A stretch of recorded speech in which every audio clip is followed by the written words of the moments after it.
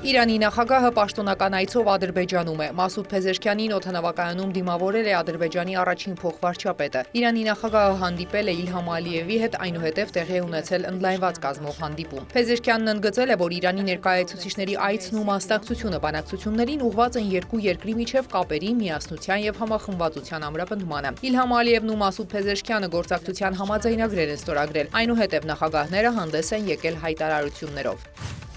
Ուրանի հարստացման մասին համաձայնագիրը պետք է լինի Իրանի միջուկային ծրագրի շուրջ համաձայնագրի մաս, հայտարարել է Իրանի արտաքին գործերի նախարարության խոսնակը Միացյալ Նահանգների հետ բանակցությունների 4-րդ փուլից առաջ։ Միացյալ Նահանգները եւ Իրանը մինչեւ այժմ անցկացրել են անուղղակի բանակցությունների 3 փուլ։ Էսմայել Բաղային նաեւ շեշտել է, որ ատոմային էներգիայի միջազգային գործակալության պատվիրակությունը ժամանել է Թեհրան միջուկային փորձագետների հետ բանակցությունների համար։ Ապրիլի 17-ին այցելելով Թեհրան, ՄԱԳԱՏԷ-ի ղեկավար Ռաֆայել Գրոսին հայտարարել էր, որ իր գործակալությունը կարող է օգտակար լինել բանակցություններում դրական արդյունքի հասնելու հարցում։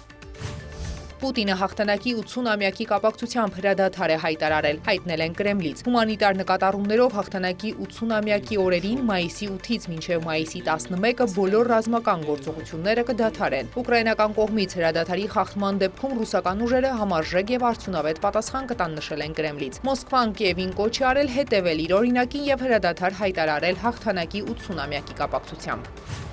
Ռուսաստանը փոխօգնության մասին պայմանագրի համաձայն անհրաժեշտության դեպքում ռազմական օգնություն ցույց կտա Հյուսիսային Կորեային, հայտարարել է Ռուսաստանի նախագահի մամուլի քարտուղարը։ Դմիտրի Պեսկովը նշել է, որ կորեական ստորաբաժանումների գործողությունները, որոնք օգնեցին Կուրսկի մարզի ազատագրմանը, ցույց են տվել, թե որքան արդյունավետ են գործում նրանք։ Ավելի վաղ Կորեայի ժողովրդական դեմոկրատական հանրապետությունը պաշտոնապես հաստատել էր, որ ռազմավարական գործընկերության մասին համաձայնագրի շրջանակում Ռուսաստան զորքեր է ուղարկել։ Ռուսաստանի նախագահ Վլադիմիր Պուտինը շնորհակալություն էր հայտնել Կորեայի ժողովրդական բանակի ստորաբաժանումներին, որոնք մասնակցել են Կուրսկի շրջանում իրականացված գործողությանը։ Նա ընդգծել էր, որ ռուս ժողովուրդը երբեք չի մոռանա հատուկ նշանակության ջոկատի զինծառայողների սխրանքը։ Ուկրաինան հերքում է Ռուսաստանի Կուրսկի մարզի վերադարձի մասին հայտարարությունները։ Եվրահանձնաժողովն էլ խոստացել է ուժեղացնել ջանքերը Ռուսաստանի եւ Հյուսիսային Կորեայի ռազմական համագործակցության դեմ պատժամիջոցների 17-րդ փաթեթի շրջանակում։ Եվրահանձնաժողովը չի հանդուրժի Մոսկվայի եւ Փենյանի միջև ռազմական համագործակցությունն, ասել է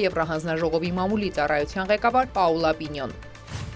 ԱՄՆ պետքարտուղար Մարկո Ռուբիոն կրկին հայտարարել է, որ Ուկրաինայի եւ Ռուսաստանի միջև խաղաղության համաձայնագիրը պետք է ստորագրվի շատ մոտ ապագայում, եւ եթե դա տեղի չունենա, Վաշինգտոնը կհեռանա բանակցային գործընթացից։ Միացյալ Նահանգներն այս հարցի վերաբերյալ որոշում կկայացնի 1 շաբաթվա ընթացքում։ Դա պետք է արագ տեղի ունենա, մենք չենք կարող շարունակել ժամանակ եւ ռեսուրսներ հատկացնել դրան, եթե արդյունք չլինի, հայտարարել է ԱՄՆ արտաքին քաղաքականության գերատեսչության ղեկավարը։ Աշխարհի կաթոլիկ կարդինալները Հռոմի Ֆրանցիսկոս Պապի հուղարկավորությունից հետո առաջին անգամ հանդիպել են քննարկելու գաղտնի կոնկլավի մանրամասներն ու հնարավոր ամսաթիվը։ Կոնկլավին կմասնակցեն մինչև 80 տարեկան շուրջ 135 կարդինալ աշխարհի տարբեր տարածաշրջաններից նոր Պապին ընտրելու համար։ Քվեարկության նախապատրաստական աշխատանքների նպատակով Սիկստինյան կապելան արդեն փակվել է զբոսաշրջիկների համար։ Անցած երկու կոնկլավները 2005-ին եւ 2013-ին տևել են ընդամենը 2 օր։ Շվեդ կարդինալ Անդերս Արբորելիուսը հայտարարել է, ակնկալում է, որ այս կոնկլավը կարող է ավելի երկար տևել, քանի որ Ֆրանցիսկոս Պապի կողմից նշանակված կարդինալների շատերը նախկինում երբեք չեն հանդիպել։ Մերի Ներսիսյան, լուրեր։